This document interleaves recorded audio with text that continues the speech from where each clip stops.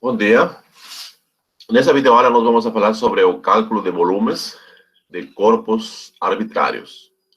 Mas antes de falar de volume de corpos, nós vimos na aula passada alguns poucos exemplos de cálculo de comprimento de curvas, né? De arco de curvas. Então, vamos a considerar mais dois exemplos de curvas, né? Uma incluindo coordenadas paramétricas e a outra incluindo coordenadas polares. Tá certo? Vejamos, né? O exemplo que vamos considerar agora para calcular o comprimento do arco de uma curva é a chamada, uma curva que se chama cicloide. A cicloide, para quem está escutando a primeira vez, a cicloide é uma curva geométrica que consiste no conjunto dos pontos, né? Que descreve, veja que você tem um círculo, imagine que seja um círculo ou uma moeda, certo? Aí você vai destacar um ponto na moeda, você vai destacar um ponto na fronteira da moeda, certo? Destaca um pontinho na fronteira, na circunferência, né? Destaca um pontinho. Aí você vai começar a rodar sua moeda, vamos pôr na mesa, tá certo? Então, o lugar geométrico que descreve esse pontinho que você destacou, ele vai chamar-se cicloide. Então, o cicloide é o lugar geométrico que descreve um ponto destacado num círculo, né? Quando ele gira em uma trajetória reta, por exemplo, né?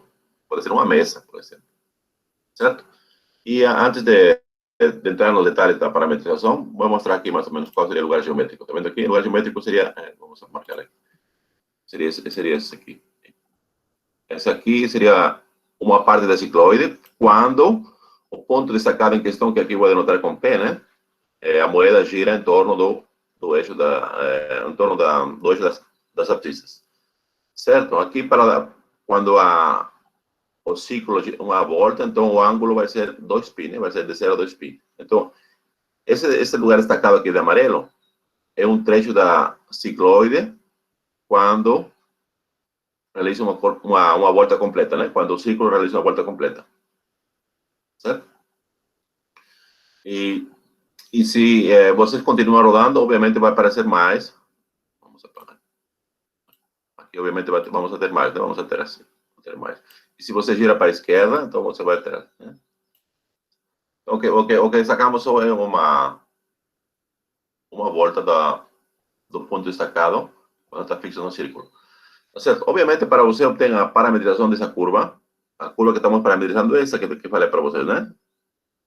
Você vai ter que fazer coincidir, por exemplo, esse ponto destacado com a origem, né? Aí você gira e vamos ter a seguinte parametrização da cicloide. O x é igual a é o raio do círculo, né? E aqui o t é o ângulo. Certo? O y também é dado por essa forma. Aí o ângulo t, ele vai mudar de 0 a 2π se você realiza uma volta. Certo? Então, é a parametrização. Tá certo? Aqui eu falo novamente, né, que a cicloide é o lugar geométrico que descreve um ponto fixo P em um círculo de raio A quando este gira sobre uma reta fixa, né? O ângulo T está entre 2π, né? Esse vai corresponder a uma volta do círculo. Bom, nós já sabemos a fórmula para calcular o comprimento de um arco quando as coordenadas, ou seja, x e y, são dadas em função de t, de um parâmetro t. Por exemplo, se chama equações paramétricas. Certo? E aí, que diz a fórmula? A fórmula diz que o comprimento do arco de uma curva qualquer é igual a quê? A integral, onde varia o parâmetro, né? Nesse caso de a até b, e a raiz quadrada da soma dos quadrados das derivadas dos parâmetros, né? Que vai integrar com relação a t. Vamos lá, então. Então, nós precisamos as derivadas das coordenadas paramétricas, né? Então, aqui o x', conhecemos já, vou voltar aqui um pouquinho. Conhecemos as coordenadas que x é dada por essa expressão aqui, não é? Essa expressão aqui, você vai derivar ela, logo pode levar ao quadrado. A mesma coisa com y, né? Deriva S igual a b ao quadrado. Então, vamos voltar. Aqui. Aqui nós temos a derivada de x, está aqui. Aqui a derivada de y, tá aqui, né? E vamos a subir na fórmula, né? O parâmetro t, ele muda de quanto? De 0 a 2π. Certo? A raiz quadrada aqui seria a derivada de x elevada ao quadrado. Como temos a derivada elevada ao quadrado, mais a derivada de y elevada ao quadrado. Após desenvolver, nós vamos a ter isso aqui na raiz quadrada. Certo? Aqui desenvolvendo aqui temos a quadrada, aqui está a quadrado aqui, né? O que mais temos aqui? Aqui vamos ter a quadrado cosseno quadrado de t e a quadrado seno quadrado de t. Coloca a quadrado em evidência, vai ficar o quê? A quadrado vezes cosseno quadrado mais seno quadrado de t, né? Que seria a quadrado. Por isso que temos 2 vezes a quadrado. Menos 2a quadrado cosseno de t. Certo? Aqui a gente pode colocar em evidência 2a quadrado. Tá vendo aqui? Os dois termos têm esse fator comum. 2a quadrado. Após colocar em evidência, o que vai ficar dentro da raiz? Vai ficar 2a quadrado vezes 1 menos cosseno de t. Tá certo?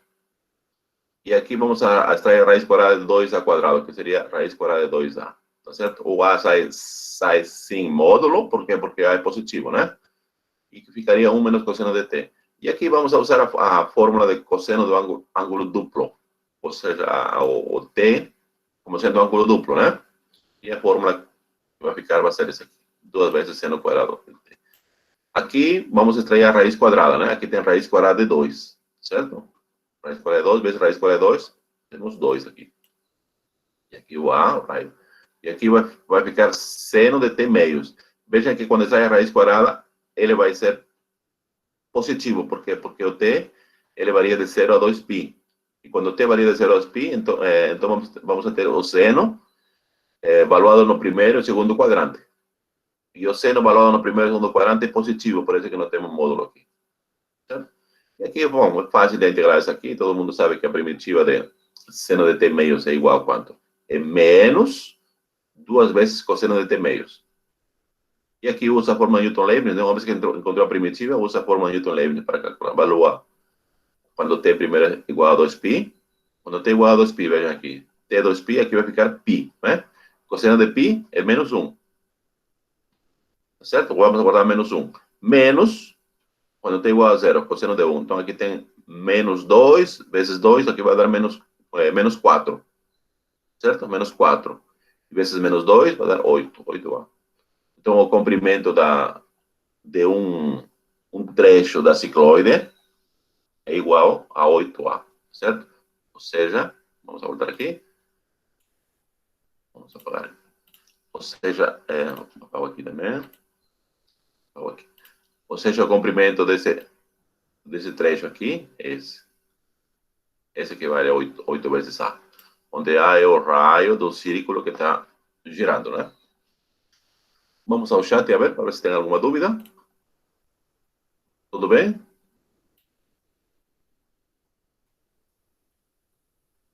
Tranquilo?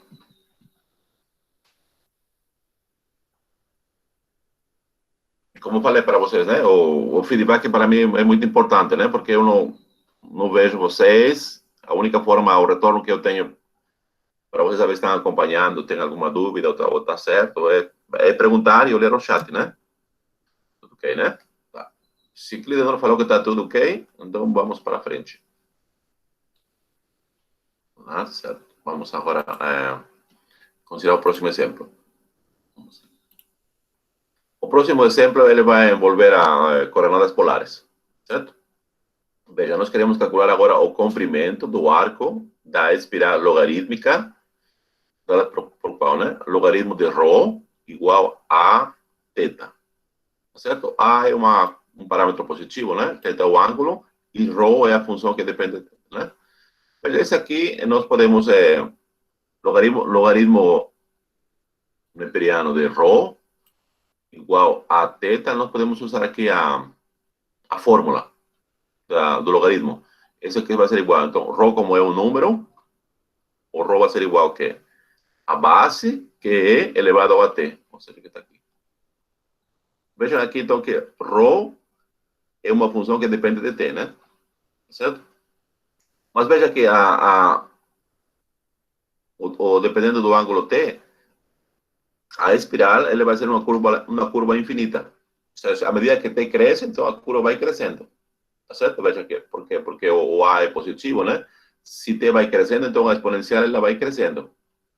Tá certo? Se θ ele cresce infinitamente, então vamos a ter uma espiral infinita. Tá certo? Aqui, por esse caso aqui. A espiral seria aqui. Vem aqui, vai, continua, né? Mais ou menos assim. Certo? E vai, à medida que cresce θ. Vou apagar aqui para não atrapalhar nossos. Tudo bem? Mas, no entanto, nós queremos calcular só uma parte da espiral. Essa parte está compreendida do centro de circunferência 1, né? Ou seja, quando você faz a circunferência, será assim mais ou menos. Aqui, né? Imagine que uma circunferência, né? Então, nós queremos calcular só esse trecho que está dentro da circunferência, não aquele que está fora, né? Certo? Na aula passada, nós deduzimos a fórmula para calcular o comprimento do arco quando a curva está dada em coordenadas polares. E nós, inclusive, tínhamos duas fórmulas. Uma fórmula é quando ρ é função de θ, e a outra é quando o ângulo θ é função de ρ. Vejam aqui o mais fácil está a calcular, aliás, usar a fórmula quando θ está em função de ρ. Por quê? Vejam aqui, né? Porque se a gente quer calcular aqui ρ, né? Que vai derivar aqui, vai ser a derivada mesma, só que depois vai levar ao quadrado. Então vamos ter aqui mais alguma coisa exponencial 2 alfa θ, alfa ao quadrado, né? Que praticamente vai ser difícil calcular. Então, por isso, eu vou descompartilhar aqui um pouquinho isso aqui para mostrar a fórmula da aula passada, só para lembrar. Vamos lá. Deixa um minuto aqui. Vamos aqui, ó.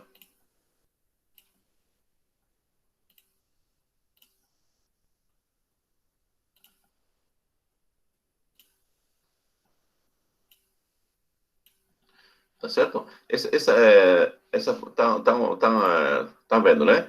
Essa fórmula aqui é a fórmula que deduzimos na aula passada, veja aqui. Essa fórmula aqui, vou anotar aqui.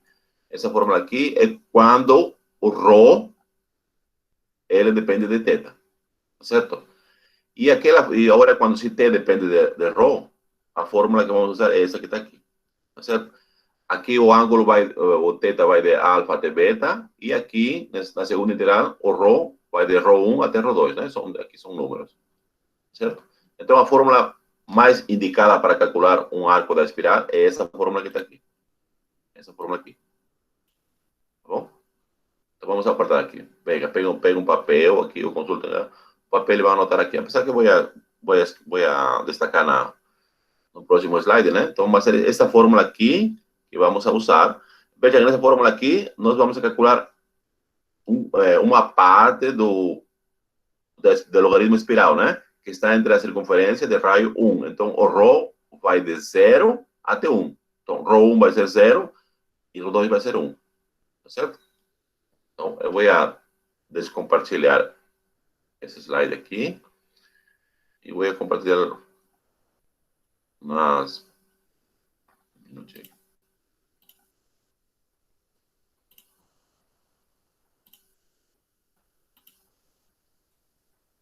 Pronto, voltamos agora à nossa fórmula, né?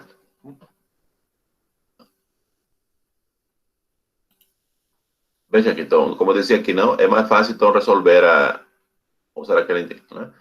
Então, veja aqui, da fórmula aqui, aqui com relação agora escrevendo aqui θ em função de ρ, θ vai ser igual a quê? Θ vai ser igual ao logaritmo neperiano de ρ sobre A, certo? Então, θ vai ser igual ao logaritmo neperiano de ρ sobre A. Tá certo? Está aqui, ó. E aqui vamos a derivar o θ em função de ρ. Quando deriva aqui, a derivada vai ser essa expressão que está aqui, 1 sobre A ρ. E agora, como dizíamos, vamos usar a fórmula, né? O que diz a fórmula aqui? A fórmula está aqui, está de novo repetida aqui, né?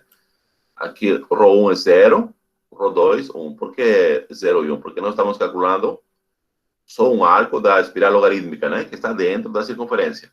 Aqui tem 1, e aqui tem o Rho, que é a variável independente agora, e aqui tem a derivada de θ com relação a Rho, que já calculamos, aqui, e tudo isso levamos ao quadrado. Tá certo? Aqui, antes de levar ao quadrado, veja que aqui vai cancelar. Rho com Rho aqui cancela. Então vai ficar 1 mais 1 sobre A ao quadrado, que é uma constante, na verdade, né? Que, na verdade, vai ser igual que A quadrado mais 1 sobre A quadrado, né? Dentro da raiz.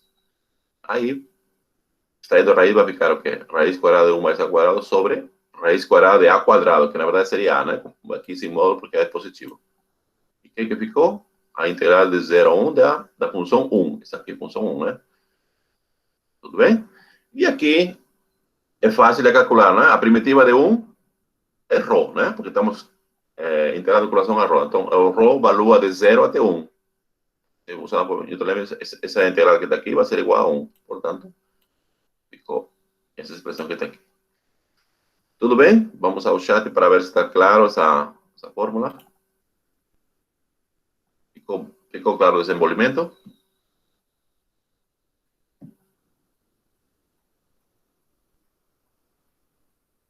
Tudo bem.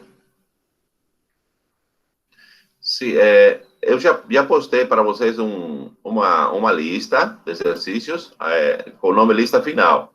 Essa lista de exercícios, ele compreende todos os assuntos da prova.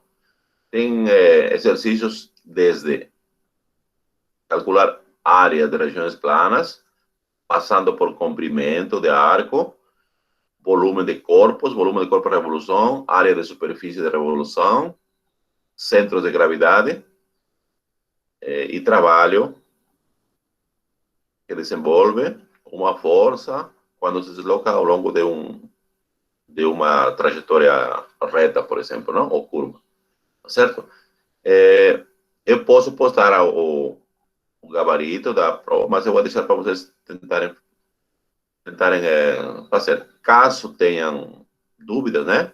Não hesitem em me perguntar para desenvolver junto. Então, quem que faz essa lista, obviamente está preparado para a prova.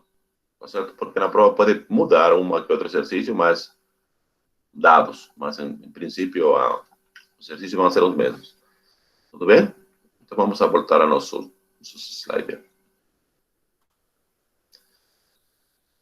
Bom, com esse aqui vamos a encerrar, então, os exemplos de cálculo de comprimento de arco. Como podem ver, né, as aplicações da integral que estamos vendo até agora, né, que nós vimos cálculo de área de regiões planas e agora cálculo de curvas planas, ele exige de vocês o quê, né? Todo mundo sabe que a aplicação vai ser uma integral. Então, exige técnicas de integração. Então, quem está mais capacitado para resolver integrais, vai dar melhor. Certo? São técnicas. Por enquanto, até agora não vimos nenhuma integral muito complicada para resolver. Não? Mas pode aparecer, porque sobretudo aqui, quando tem raiz quadrada aqui, por exemplo, né? Aí fica difícil integrar. Vamos lá. Então, agora vamos a calcular volumes de corpos arbitrários. Certo? Bom, vejamos aqui. Você imagina que tem um corpo arbitrário, espacial. Tá certo? Em R3. Corpo. Quando se fala de volume, obviamente, nós temos um ente geométrico de 3 dimensões. Tá certo? Como que aprendemos a calcular um volume? Aqui eu dei mais ou menos uma forma fácil de enxergar, né? Mas nós podemos ter um corpo dessa forma aqui, por exemplo. Deixa eu pegar aqui para não confundir. Poderia ser assim, por exemplo, né? Vamos ver. Assim, por exemplo, né? Pode ser assim, um corpo dessa forma aqui. Tá? Certo? Um corpo arbitrário. Obviamente, a gente não tem uma fórmula específica para calcular o volume de um corpo tridimensional, tá certo? Veja que nós conhecemos algumas formas. Se nós temos um prisma, por exemplo, podemos calcular o volume, já sabemos. Olha. Se temos uma bola, também podemos calcular o seu volume. Se for, tem de alguma forma uma pirâmide, também podemos calcular seu volume, né? Mas, no entanto, se o corpo é arbitrário, não existe uma fórmula adequada. Então, a gente vai ter que recorrer a aproximações, né? Como que vamos a fazer? Como é que vamos a tentar calcular o volume desse corpo geométrico, né? Vamos da seguinte forma, né? Veja aqui, vamos a traçar planos transversais. O que significa planos transversais, né? Você tem aqui, primeiro vai escolher um eixo de uma direção, um eixo das abscissas, né? E vamos a traçar planos transversais, seria planos perpendiculares ao eixo da direção, por exemplo. Aqui um plano transversal seria esse aqui. E vamos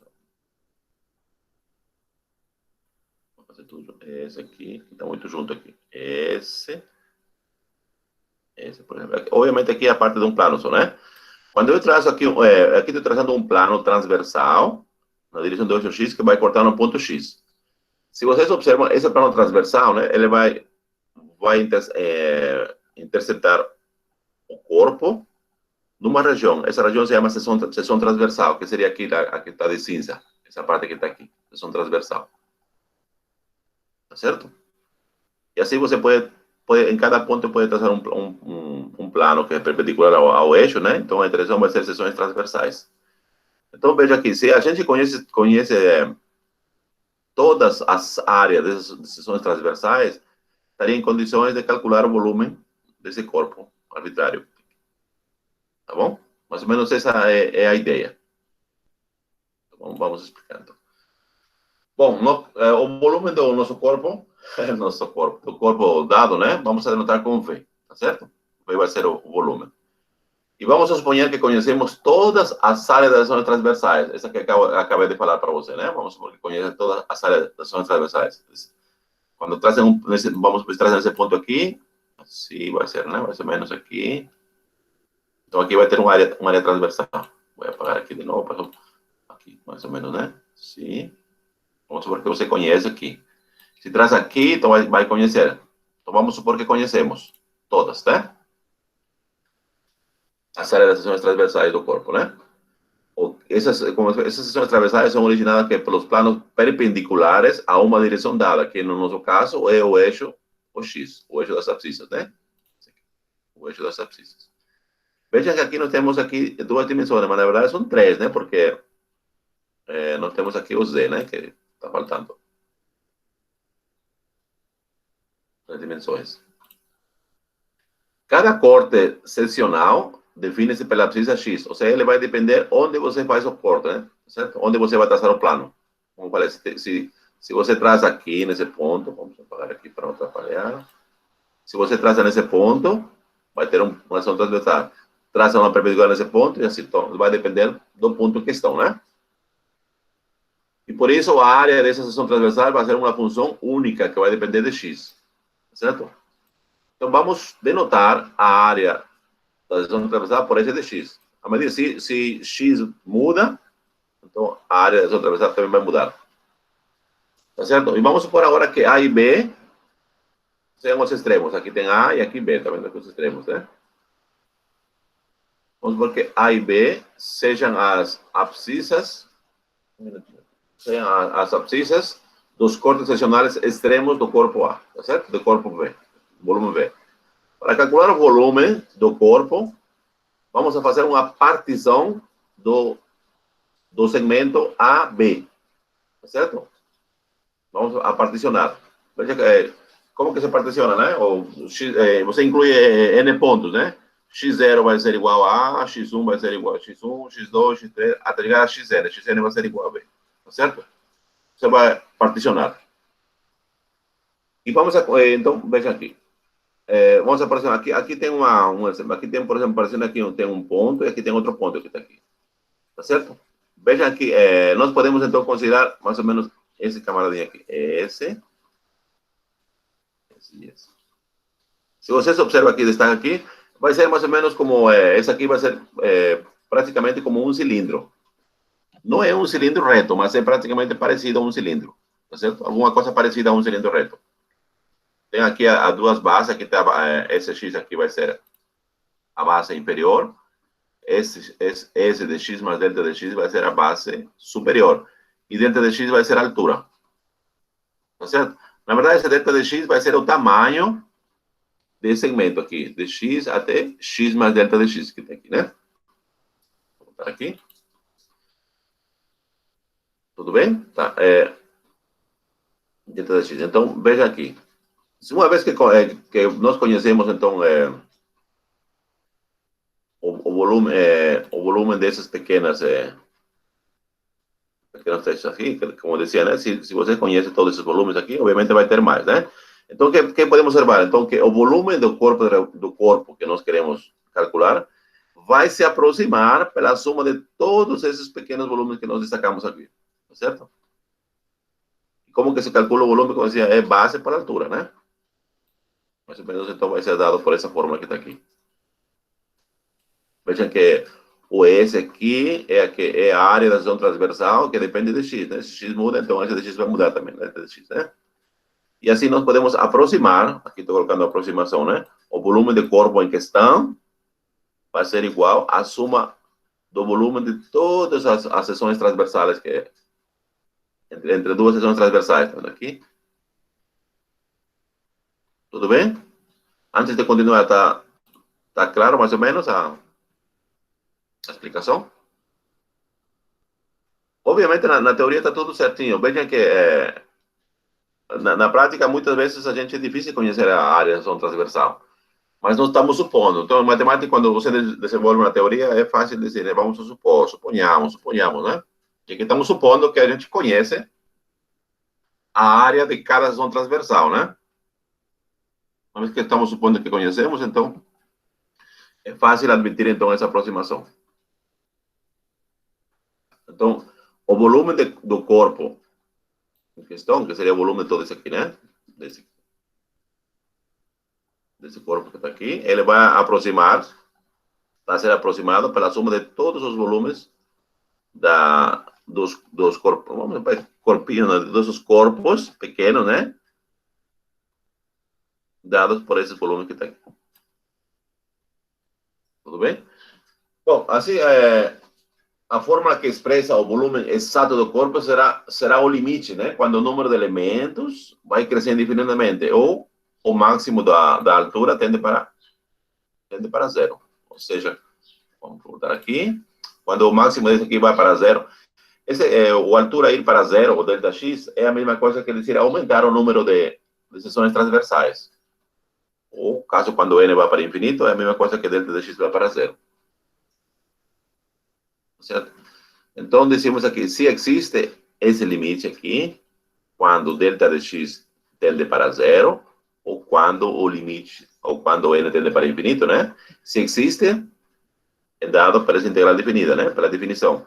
Então, decimos então que o volume de corpo é dado para a integral de A a B do que da área da seção transversal. Certo?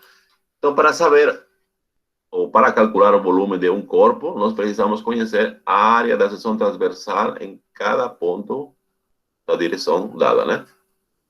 Que, vejam, não é uma tarefa fácil, é uma tarefa difícil, mas nós ao menos encontramos a fórmula para encontrar o volume de um corpo tridimensional quando conhecemos a área das seções transversais. Veja que os pontos extremos do corpo de A até B, né? Como se pode ver no gráfico aqui, de A até B. Tudo bem? Então, essa aqui é a fórmula que nós vamos ter que calcular. Vamos ver um exemplo prático para reforçar essa fórmula encontrada. O exemplo que nós queremos conhecer, veja aqui, né? Nós temos aqui um cilindro reto. Imagine que você tem um cilindro reto, né? Tem uma base, e a base inferior e a base superior. Veja aqui, o que estamos fazendo aqui? Vamos agora a traçar um plano que tem uma inclinação de 30 graus com relação à base, e esse plano vai passar pelo diâmetro da base do cilindro. Imaginem um cilindro, tá certo? Um cilindro. Agora, prestem atenção na base do cilindro. Na base, tá certo? Aí, a base do cilindro é um círculo, tá certo? Aí tem o diâmetro do círculo, e agora imaginem um plano que vai passar pelo diâmetro do cilindro, do círculo da base, só que esse plano vai ter uma inclinação de 30 graus com relação à base. Tá certo? Aqui, tá vendo aqui? 30 graus. O plano, na verdade, seria esse aqui, velho. Se consigo ver. Esse seria o plano por detrás, né? Tá certo? Esse plano que está aqui. Então, esse plano que vocês traçaram aqui, ele tem uma inclinação de 30 graus. Essa aqui é a inclinação. Essa aqui é a inclinação de 30 graus. Certo? Com relação à base do círculo. Tá? Como está escrito aqui, 30 graus. Tá certo? Então, nós queremos calcular, veja aqui, o volume de um corpo obtido pela interseção do cilindro, estamos aqui o cilindro, com o plano inclinado, que passa pelo diâmetro da base, que forma um ângulo de 30 graus. Tá certo? Veja que a base, o raio da base do círculo é 10 centímetros. Certo? Portanto, o diâmetro vai ser 20 centímetros. Só um minutinho, alguém está entrando. Paulo Ico.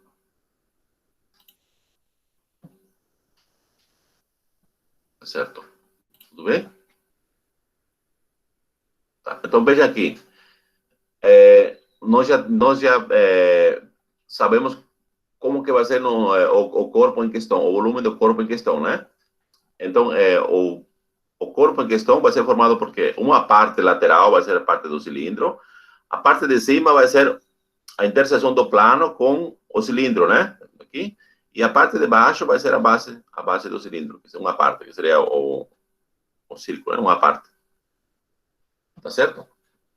Tudo bem? Aqui ficou mais ou menos entendido, mais ou menos, conseguindo imaginar como vai ser o corpo da questão, do qual nós queremos calcular o volume? Antes de continuar. Já mais ou menos tem uma ideia, né? Você podem abstrair-se mais ou menos como seria, né? Tá. Tudo bem. Agora vamos, então, voltar aos slides. Tá certo? Então, veja aqui, vamos anotar aqui, veja, o P vai ser o diâmetro do cilindro. Tem aqui, tem O e P. E vamos supor que O seja o centro de coordenadas, tá certo? A origem de coordenadas aqui, O. Então, o P, ele vai ser o diâmetro do círculo, né? Então, esse aqui vai valer 20, o P. 20 centímetros. Tá certo? E vamos a supor que esse aqui seja o eixo das abscissas, né? E vamos a tomar a origem de coordenadas como sendo o ponto O, como eu falei agora, né? Os cortes transversais perpendiculares ao diâmetro OP, veja, vamos aqui tem o diâmetro, né? Então, qual vai ser quando você traz um corte transversal, vai ser um plano, né? O plano está indicado aqui já. Esse. Obviamente, esse aqui é uma parte do plano, né? Porque o plano também é um ente geométrico infinito. Quando você traz um plano perpendicular à base do cilindro, aqui, o que vamos obter? Vamos obter triângulos retângulos. Tá certo? Então, as áreas das seções transversais vão ser triângulos retângulos. Nesse caso aqui, se queremos destacar, vai ser a área do triângulo NQR. O RQN, certo? E nós sabemos que a área de um triângulo retângulo é o que? É o semiproduto dos catetos, não é? Então, vai ser igual ao que, né? O cateto QN vezes o cateto QR, dividido por 2. Como está aqui, né? Tá certo? O QN vamos a deixar como está. Esse aqui, porque esse aqui vamos a depois escrever o QN. Vamos a deixar como está, porque isso aqui vai ser escrito em função de raio e da posição onde se encontra o L, o X, né? E RQ. Mas RQ a gente pode escrever em função de NQ, certo? Você conhece aqui um lado e conhece o ângulo, né? Portanto, RQ vai ser igual a tangente, ou vai ser NQ vezes tangente de 30 graus. Como está aqui. Né? O QR vai ser igual a QN vezes tangente de 30 graus. Aqui, então, temos QN ao quadrado, o comprimento do segmento QN ao quadrado, E aqui vezes a tangente de 30 graus. Depois a gente calcular, tá certo? Então, a área da seção transversal, como podem observar, né, é igual que 1/2 o comprimento que é n quadrado vezes tangente de 30 graus. Certo? Agora vamos expressar agora o que é n. Veja aqui, vamos a voltar aqui. Agora vamos observar aqui, né? Existe uma relação na geometria analítica que todos devem saber, né? Veja aqui, você tem aqui uma circunferência, tá certo? Uma circunferência. Imagina uma circunferência de raio A. Ok. Aí você vai traçar o diâmetro. E aí você vai escolher agora um ponto que está acima do diâmetro, mas pertence à circunferência. Tá certo? E vão agora ligar os pontos extremos do diâmetro com esse ponto que está na circunferência acima do diâmetro. Mais ou menos, não sei se dá para ver aqui. Não dá, né? Vou fazer aqui. Aqui. E aqui vocês têm aqui uma semicircunferência aqui. Aqui tem um pontinho. Aqui, né? O que vamos fazer aqui? Aqui você vai unir. Aqui unem esse ponto com esse e esse com esse. Aqui, né? E aqui você vai descer o ponto aqui, qualquer, um segmento qualquer aqui. O que diz aqui a teoria? Diz assim, esse segmento último que acabei de, né, ao quadrado é igual ao produto que fica dividido ao diâmetro. Seria esse segmento. Aqui não posso escrever mais, porque aqui seria esse segmento aqui, né? Seria, vamos falar aqui. Seria essa parte que está aqui, vezes essa parte que ficou aqui. Certo? É o que escrevi aqui. Eu vou colocar o punch para explicar melhor. Não sei se vocês lembram dessa. Se vocês lembram dessa propriedade. Um minutinho. Tá certo? Tá. Essa é a propriedade que estou usando aqui. Tá vendo aqui? O que é n ao quadrado. Um minutinho aqui. Só um minutinho. Enquanto eu vou abrir aqui a lousa virtual. Vou colocar aqui.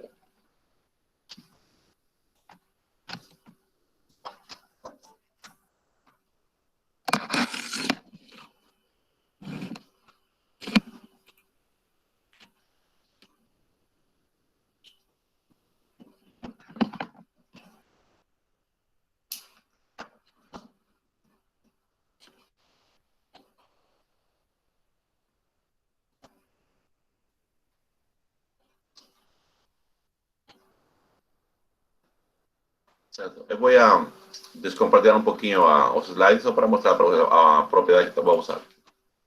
Vou para a apresentação aqui. E vamos a...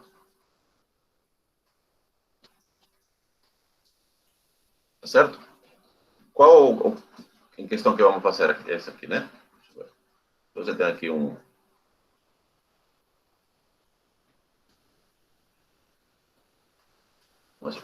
aqui tem o diâmetro. Aqui tem um ponto qualquer. Certo? Vamos notar aqui, por exemplo, A, B, vamos chamar aqui C, e aqui você vai traçar aqui. Certo? D, por exemplo, né? O que diz diz aqui então que CD, o comprimento de CD ao quadrado, vai ser igual ao produto de segmento AD, esse aqui é D, certo? Vezes DB. Certo? Essa é a propriedade que estamos usando agora. Tudo bem? Fica lembrado dessa propriedade da escola?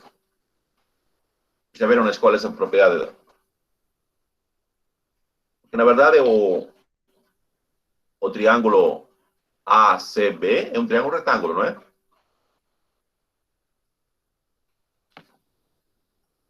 Tá, então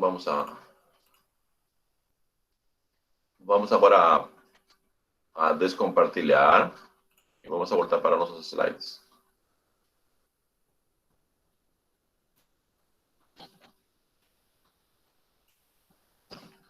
Então, veja, então, é o QN ao quadrado, o comprimento de QN.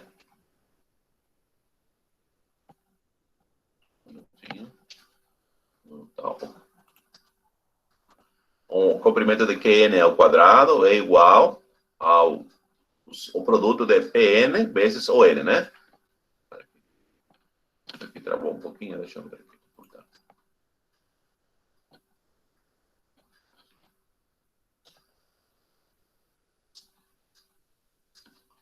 Tá certo? Aqui, por exemplo, então QN ao quadrado é igual ao produto de PN vezes NO.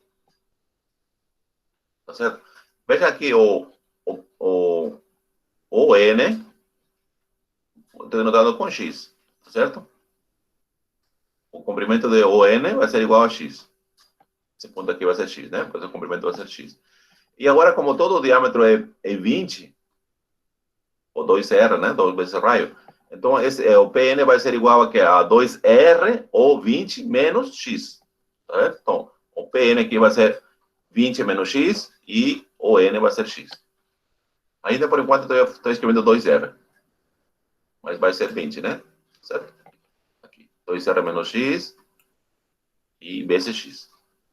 Portanto, né? A área da lesão transversal, que nós temos aqui, calculamos aqui, né? Essa expressão que está aqui.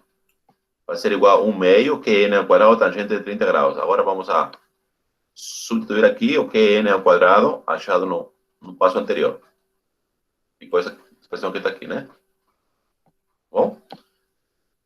E agora vamos a substituir tanto R como tangente de 30 graus. Certo? O que vai ficar aqui, então?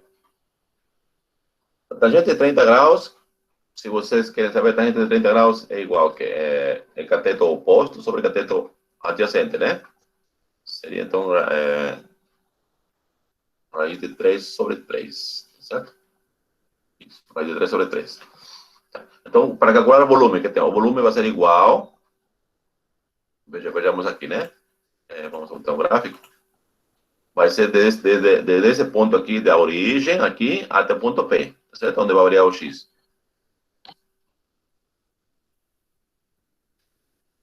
Onde vai variar o X, né? E nesse caso vai ser de 0 até 2R, né? Mas como eu falei, o R é igual a 10, vai ser de 0 a 20. Estou deixando aqui para vocês observarem a analogia. Tá certo? Aqui tangente de 30 graus é constante, portanto nós escrevemos fora da integral e vai ficar 2R menos X. E aqui, aí daí não escrevi o valor da tangente, mas aqui já escrevi. E aqui calculamos as primitivas. A primitiva de 2R vai ser igual a 2R, vai ser T, vai ser isso, 2R, né? Tem aqui 2RX, tá vendo aqui? 2RX. A primitiva de 2RX vai ser RX ao quadrado. E a primitiva de x ao quadrado vai ser x ao cubo sobre 3. E tudo isso vamos evaluar de 0 até 2R, né? Pela fórmula de Newton-Lewis. Então, veja que quando o x vai ser igual a 0, tanto esse termo que está aqui, como esse, vão ser 0, né? Então, o que interessa é só 2R. Então, aqui vai ficar R, evaluado em 2R, vai ser 4R ao quadrado. Menos, e aqui vai ficar 2R ao cubo, vai ficar 8R ao cubo sobre 3. Certo? Então, aqui dentro do parênteses vai ficar aqui 4R ao cubo menos 8R ao cubo sobre 3. Desenvolvendo, vai ficar aqui 12 menos 8, vai ficar 4R ao cubo sobre 3. Certo? 4R ao cubo sobre 3. 4 cancela com esse 2, por isso aqui ficou 2, né? 2 raiz de 3 sobre 3. E o terço, R ao cubo. E agora substituímos R. R é quanto? É o raio, que era 10, né? Porque 10 ao cubo. Então, a área desse corpo, que estão aqui, formado pelo cilindro, quando é cortado por um plano transversal, a base, né, que tem uma inclinação de 30 graus. Tudo bem, não é um exemplo muito fácil de enxergar, mas é uma aplicação, a menos da fórmula que nós deduzimos para calcular a área de um corpo arbitrário. Mas o importante é conhecer a área da ação transversal. Uma vez que conhece a área de ação transversal, aí fica mais fácil calcular a integral. Tudo bem?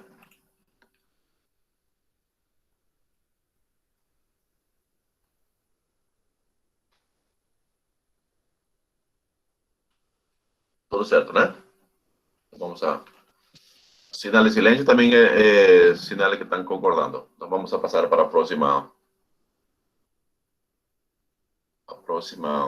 slide.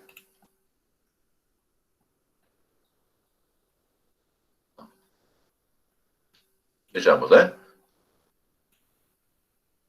Calculamos aqui. Agora vamos a calcular casos particulares. O volume de um sólido de revolução, né? Sólido de revolução se chama quando uma região plana gira em torno de um eixo. Certo? Uma região plana gira em torno de um eixo. Veja aqui. Nós queremos, então, imaginem uma região plana, ele vai girar em torno de um eixo aqui, né?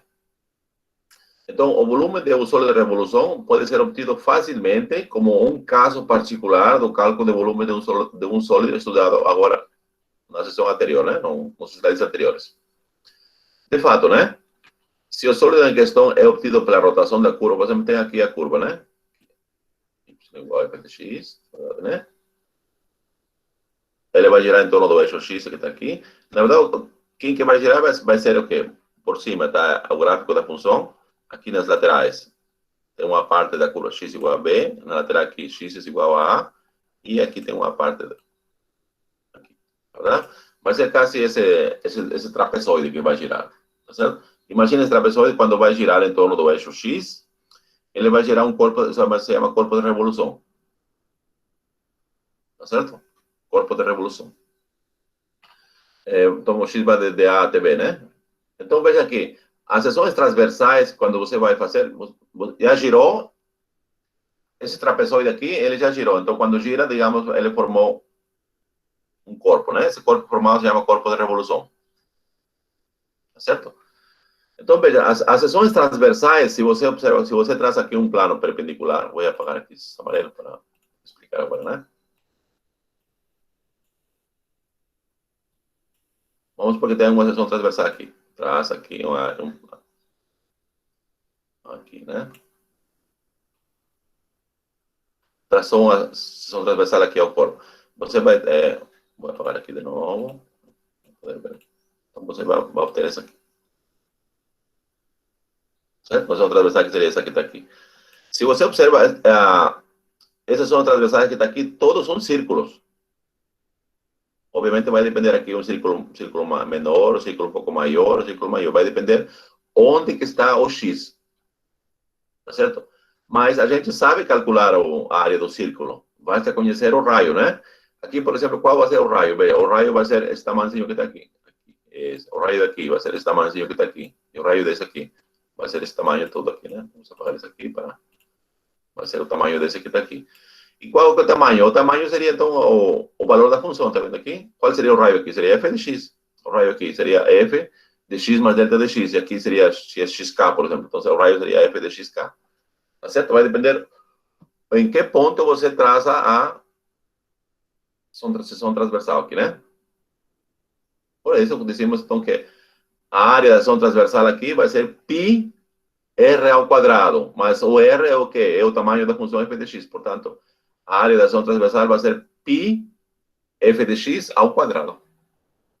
Está aqui. Então, a área da seção transversal vai ser π, o raio ao quadrado. Nesse caso, ele vai ser f de x elevado ao quadrado. Como pode ver, então, quando o corpo obtido é um corpo de revolução, é fácil, então, encontrar a área da seção transversal. Todas vão ser círculos, né? E a área igual a πr ao quadrado, mas r, nesse caso, é a função f de x. Por isso ficou aqui, né? Uma vez que conhece a seção transversal, é fácil agora encontrar o volume, né? Então, veja aqui. Portanto, o volume do sólido de revolução obtido calcula-se usando a fórmula anterior, né? Essa fórmula 02 aqui. Vamos voltar aqui. Essa fórmula que está aqui, tá vendo aqui? Só basta substituir aqui. Vamos a voltar de novo. ¿No? Então, essa aqui é a fórmula para calcular o volume do sólido de revolução obtido quando gira uma região plana em torno do eixo das abscissas, nesse caso aqui. Existem outros eixos de rotação, né, que complica um pouco mais. Pode ser também girar em torno do eixo Y, ou pode girar em torno de uma reta fixa. Tá certo? No nosso caso aqui, só vamos a limitar-nos a estudar sólidos de revolução obtidos quando a curva vai girar em torno do eixo das abscissas. Bom, então, deduzido a fórmula para calcular o volume de um corpo de revolução, é fácil guardar essa fórmula. Vamos considerar alguns exemplos. O primeiro exemplo que vamos a considerar é o seguinte, né? Veja aqui, nós temos aqui um retângulo. Qual é o retângulo? O retângulo é da seguinte forma, né? O x vai de A até B e o y vai de 0 até C. Então, na verdade, nosso retângulo seria esse que está aqui, veja. Esse, bueno.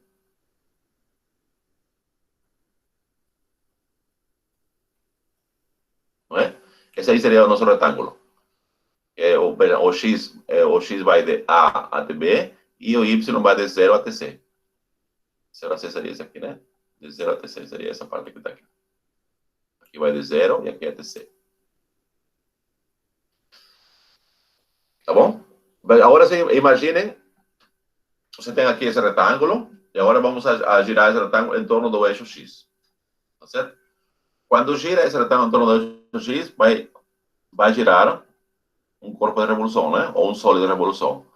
Qual vai ser esse sólido de revolução? É fácil ver que vai ser um cilindro. Tá certo? Vai ser um cilindro. Um cilindro fechado, né? Incluindo as tampas. As tampas também estão fechadas. Então, nós queremos calcular o volume do cilindro. Seria, nesse caso, o sólido de revolução, né? Calcular o volume do cilindro é fácil. Todo mundo já sabe, né? Como fazemos para calcular o volume do cilindro? Basta saber a área da base e a altura do cilindro. Tá certo? Aqui em questão, sem usar integrais, todo mundo diria o volume desse cilindro vai ser igual a quê?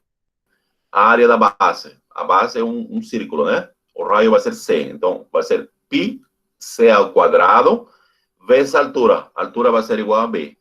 Então, o volume do cilindro, que seria, né, o sólido de revolução, vai ser igual a quê? π ao quadrado, aliás, π C ao quadrado vezes A. Vezes B menos A, aliás. Porque a altura vai ser... Vou apagar aqui. A altura vai ser o tamanho desse segmento que está aqui. É o tamanho desse. Vai ser esse aqui, né? O que está acontecendo aqui com esse mouse? Eu não queria ir direto. Aí, esse. O tamanho desse segmento vai ser o quê? B menos A, não é? Seria a altura. E aqui a área da base. Vejam aqui como o Y vai que de 0 a C. Então, aqui o raio vai ser C. Como dizia, então, o volume vai ser π C ao quadrado vezes B menos A. Veja que a gente calculou o volume sem usar integrais. Então, vamos a corroborar esse resultado usando integrais. Antes de nada, tudo bem? Ficou claro mais ou menos o que queremos?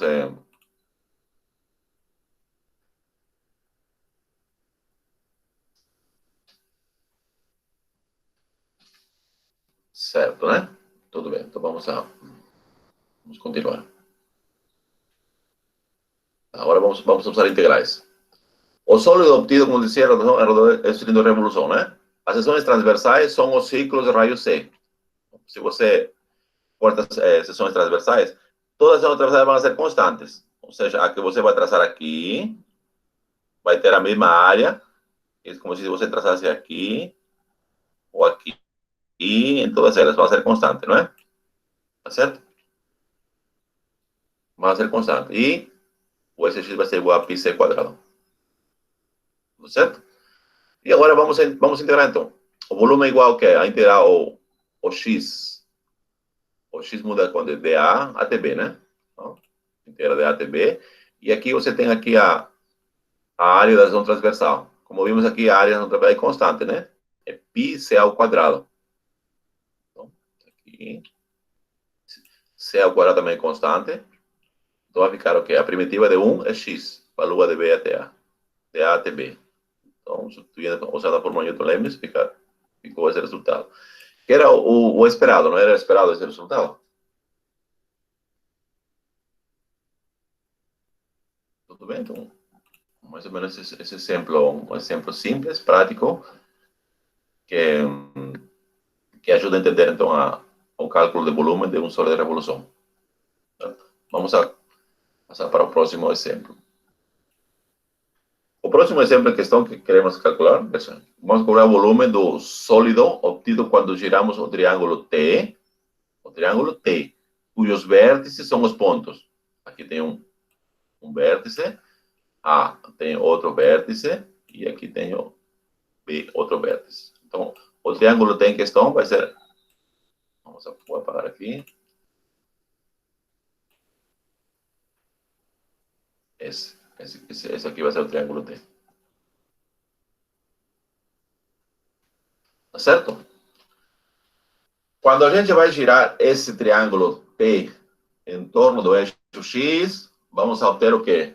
Uma casquinha de sorvete, não é? Certo? Uma casquinha de sorvete ou um cone de revolução. Fácil ver, né? Um cone de revolução. Ou alguém pode dizer, também pode ser uma pirâmide circular, né? Ou alguém de vocês pode dizer, não, mas para mim isso aí é um chapeuzinho de festa de aniversário também. Pode ser um chapeuzinho, né? Que está deitado. Então, outro pode dizer, parece uma casquinha de sorvete, né? Aqueles que vendiam na rua, agora não sei se continuam vendendo, né? Então, o nome matemático seria um cone de revolução, né? Ou uma pirâmide circular, tá certo? Quando você vai girar esse triângulo retângulo T em torno do eixo X, vamos obter um cone de revolução, né? Tá certo? O volume do cone também é muito fácil de calcular, né? Alguém lembra a fórmula? Como se calcula o volume de um cone? Ou de uma pirâmide de base circular?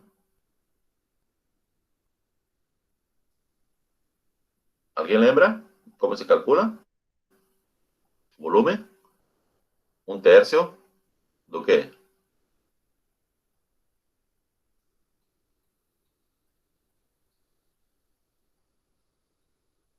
Área da base pela altura, é isso mesmo. Um terço do volume do cilindro. Ou um terço do volume do cilindro, também pode ser assim. Bem, então, a gente pode calcular então o volume desse cone de revolução sem usar integrais. Vamos a calcular primeiro a área da base.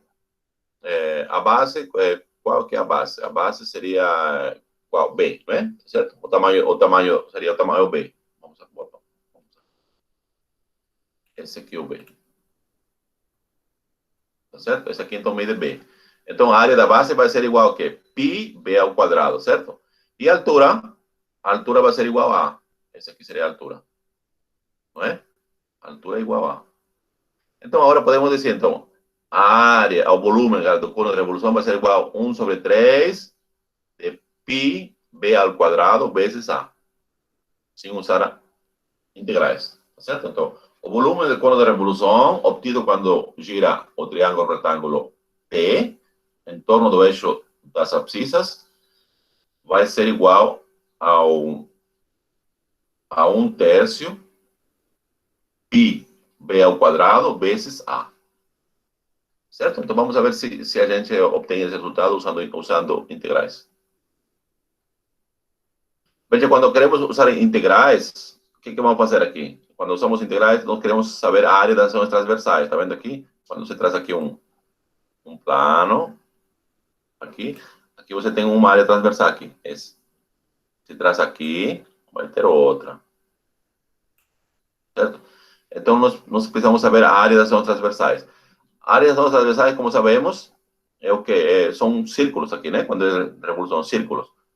Então, aqui, a área vai ser igual a π de f de x ao quadrado. Certo? O raio vai depender onde você pega o x. Se pegar aqui, o raio vai ser menorzinho. Vai ser o tamanho assim vai ser f de x. Se você pega em outro ponto aqui, a área da ação transversal vai ser π f de x ao quadrado. Só que o x é diferente aqui que aqui. Por isso que são áreas diferentes. Mas, em princípio, é essa aí, né? Então, vamos ver as contas agora. Aqui, o sólido obtido para a revolução de Kerr é um core de revolução. As seções transversais são os ciclos de raio Y, ou f de x, né? Cujas áreas são dadas pela fórmula que está aqui. Então, as áreas transversais é igual que π f de x elevado ao quadrado. Tá certo? O x, nesse caso aqui, o x vai de 0 até a. Certo? Então, veja aqui. Nós queremos agora, para poder saber o f, veja aqui, vamos apagar aqui, apagar não voltar. Vamos apagar aqui um pouquinho. Está muito poluído esse gráfico aqui. Tá, agora observe aqui. Nós precisamos saber a função f de x, né? Que seria, então, f de x seria, na verdade, a equação dessa reta que está aqui. A equação reta que passa pelos pontos A, de coordenadas A0, e que passa pelo ponto B, coordenadas 0B. Então, na verdade, é fácil de escrever a equação da reta que está aqui, porque aqui é a equação reta que passa por 2 pontos. Certo? Isso aqui provavelmente você verão não sei se já viram aqui em álgebra linear, geometria analítica, ou se já viram na escola, né? Então, a equação da reta aqui é fácil de escrever quando tem aqui, passa por 2 pontos, né? Aqui eu já escrevi prontinho a fórmula, já, né? Então, a equação da reta que passa pelos pontos aqui é dada por essa fórmula. Certo? Esse aí seria nosso f de x. Vejam que o f de x ele vai mudar conforme onde se encontra o x. Agora resta aplicar a fórmula 03, que seria para considerar o volume do corpo de revolução, né? Vai ser igual a π, y ao quadrado, ou f de x ao quadrado, né? Seria essa expressão que está aqui ao quadrado. Aqui desenvolve, vai ser o quadrado, menos 2 vezes o primeiro pelo segundo, tá? Esse aqui, e mais o quadrado do segundo termo daqui. E agora calcula as primitivas, né? A primitiva de b quadrado é b quadrado x. A primitiva de 2b quadrado x sobre a vai ser igual a b quadrado x ao quadrado sobre a. E a primitiva de b quadrado x ao quadrado sobre a quadrado vai ser b ao quadrado x ao cubo sobre 3 ao quadrado. E aqui usa a fórmula de Newton-Leibniz, né? Que o x vai de 0 até a. Observe, quando o x é igual a 0, todos os termos se vão anular. Então, o que interessa é o a. Substituindo o x por a e simplificando, nós vamos ter o volume conforme o esperado, né? Vejam que seria 1/3 da área da base, que é π b ao quadrado, vezes a altura que é a. O que nós já sabíamos antes de usar integrais. Tudo bem, pessoal? Tranquilos?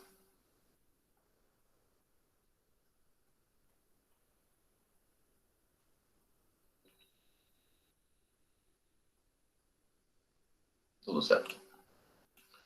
Vamos para frente agora. O próximo. Vejam agora, né? Nós temos aqui um semicírculo. Semicírculo superior. Tá certo? Semicírculo superior. Dada pela equação x ao quadrado mais y ao quadrado menor ou igual ao quadrado. Veja que é importante aqui falar de semicírculo. Por isso coloco menor ou igual. O que significa? Essa equação que está aqui significa a parte superior do círculo do círculo de raio A. Porque aqui o y, a segunda componente, é maior que zero. Deixa eu ver aqui. Se consigo escrever aqui. Esse aqui seria a equação do círculo, e também quando você inclui a parte que está dentro. A parte que está fora, mais a parte que está dentro. Agora, vamos apagar isso aqui. Como a gente só quer a metade, seria essa aqui e esse aqui. Esse aqui só. Tá certo? Ou que nesse caso seria esse aqui. No nosso caso aqui. Tá certo? E mais a parte de dentro que está aqui. Esse é dado por essa equação que está aqui. Olha aqui, se no lugar de menor ou igual, só fosse igual, aí seria a semicircunferência, só seria a parte de fora. Só seria a parte daqui. Tá certo? Então, não confundir aqui semicircunferência e semicírculo. Semicírculo é a parte de dentro, e dependendo se é menor ou igual, então também seria a parte de fora, porque pode ser só menor. Si menor, entonces sería solo a parte de dentro. Tudo bem essa explicação antes de entrar aos detalhes? A diferença entre semicircunferência, semicírculo, semicírculo superior. Ficou tranquilo, né? Tá. Então, veja aqui. Vamos voltar aqui. Então, veja. Nós temos aqui o semicírculo de raio A e y maior ou igual a zero, né? Esse semicírculo vai girar em torno do eixo X. Tá certo? Quando esse semicírculo gira em torno do eixo X, ele vai gerar um sólido de revolução. Como se chama esse sólido de revolução? Você podem visualizar? Eu vou ao chat para ver se alguém me diz. Como se chama o sólido de revolução obtido quando vai girar o semicírculo superior em toda... Bernardo fala que é esfera. Concordam?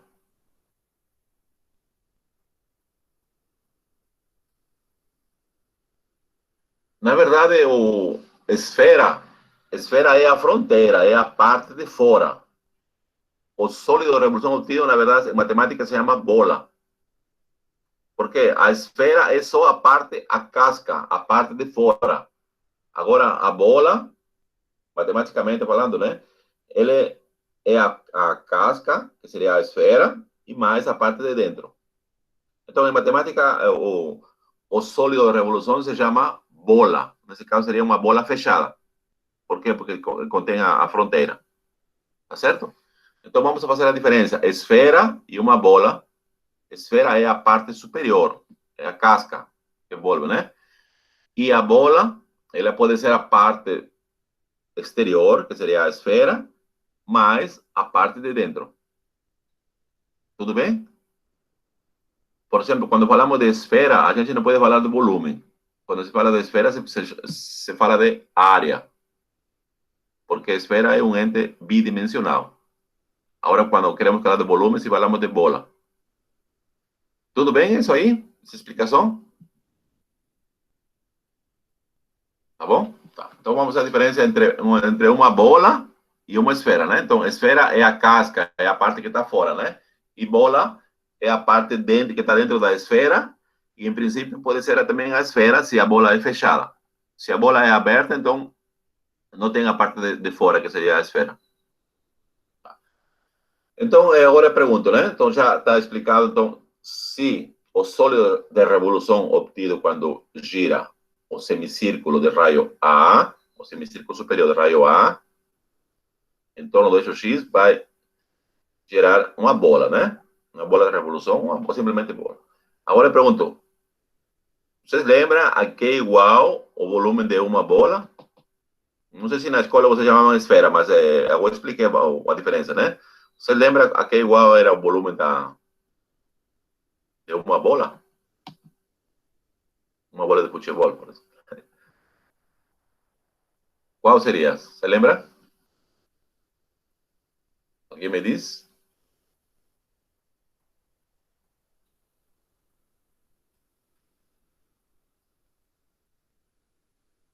Quatro, 4 terços. É, isso. 4 terços pi r ao cubo. Isso mesmo. O Luiz Passa acertou, né? É 4 terços pi, o raio elevado ao cubo. Tá certo? Então, no nosso caso, como o raio é igual a, então, o volume do corpo de revolução obtido, né? Que seria uma bola, seria igual a 4 sobre 3 pi a ao cubo. Tá certo? Vamos a ver se a gente obtém essa resposta usando integrais agora, né?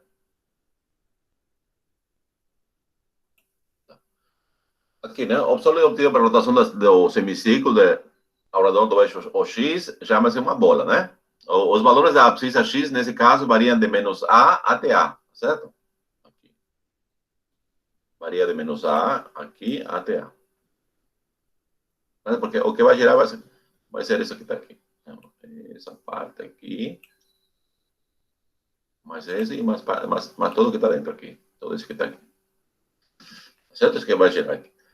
o x vai de menos a até a função y, o f de x, é dada por qual fórmula, né? Quando o y, vou apagar tudo aqui, só para vocês entenderem aqui.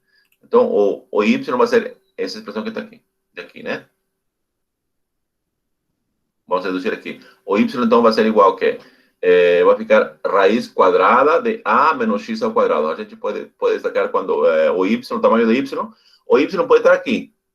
Pode estar aqui, né? Vai depender do x. Tá certo? Porque é todo. Então, portanto, o y vai ser igual a raiz quadrada de a quadrado menos x ao quadrado. E vai ser compositivo porque é o semicírculo superior. Tudo certo? Então, tá aqui. Aplicando a fórmula que nós já sabemos, né? Que seria volume igual a π vezes r ao quadrado, né? Que seria, então, a função f de x ao quadrado. A função f de x ao quadrado vai ser igual a a quadrado menos x ao quadrado. Tá aqui. Sem a raiz, porque está elevado ao quadrado, né? E aqui calcula a primitiva. A primitiva de a quadrado vai ser a quadrado x. A primitiva de x ao quadrado ao cubo. Os dois termos, mas aqui a gente poderia duplicar aqui para... Veja aqui, essa função que está dentro do parênteses é uma função par. Lembra-se que a gente estudou função par, função ímpar? Se a função aqui fosse ímpar, então a integral seria zero. Por quê? Porque o intervalo de integração é simétrico com relação à origem, menos a até a. Mas nesse caso é par. O que significaria isso aqui, para facilitar, né? Então, essa integral que está aqui, essa integral toda que está aqui, seria igual a que 2 vezes π, a integral vai de 0 até a. Tá certo? De a quadrado menos x ao quadrado. Mas aí seria mais fácil fazer assim, né? Calcular. Então, calculando isso aqui, então, e substituindo, vamos a chegar à fórmula que nós já esperávamos, né? Que o volume seria igual a 4 terços de π e raio ao cubo, né? Que nesse caso seria A.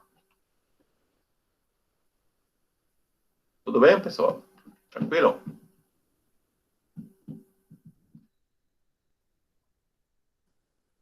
Tá bom, vamos lá. Vamos ao nosso próximo exemplo.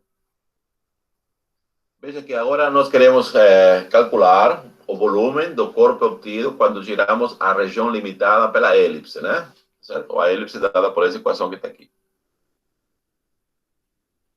E esse aqui vai, na verdade, o que vai girar vai ser a parte superior só da elipse. Não precisa girar todo, né? Toda a região, só a parte superior. Ao redor do eixo X. Tá certo? Vamos a descompartilhar aqui só para explicar a questão, né? Vou descompartilhar e vamos compartilhar certo? Deixa eu ver. Aqui. Vou apagar aqui para... Não precisa. Vou colocar uma borracha maior, mais rápido de apagar. Então, veja aqui, né?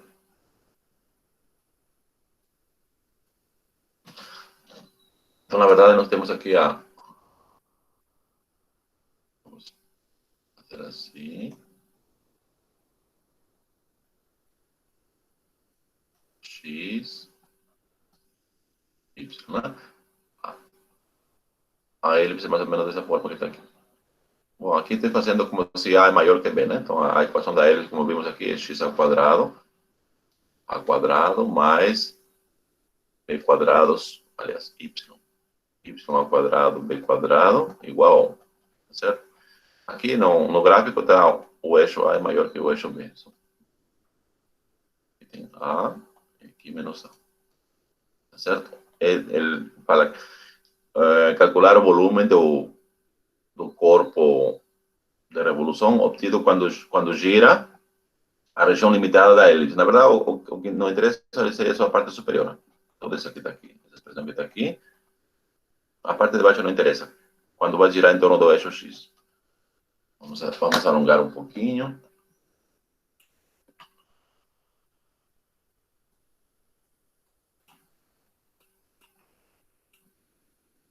Acho que é suficiente aqui. Então, quando vai girar em torno do eixo X, vamos ter um corpo de revolução, né? Aqui. Obviamente, vai ser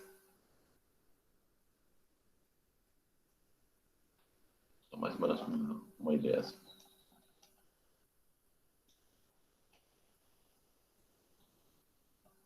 Essa aqui vai chamar-se elipsoide. Veja que quando giramos uma figura plana de R2, por isso aqui está em R2, né?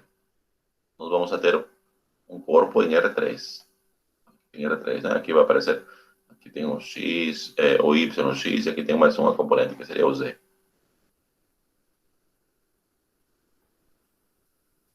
Bom? Então, nós queremos calcular, então, o volume desse elipsoide aqui, obtido quando gira a parte superior da região limitada pela elipse. Não precisa essa parte de baixo. Seria redundância, né? Só a parte superior. Tá certo? Vocês já viram na escola? Vou agora descompartilhar essa mesa e vamos a voltar a nossa virtual. Vamos a voltar para nossos slides.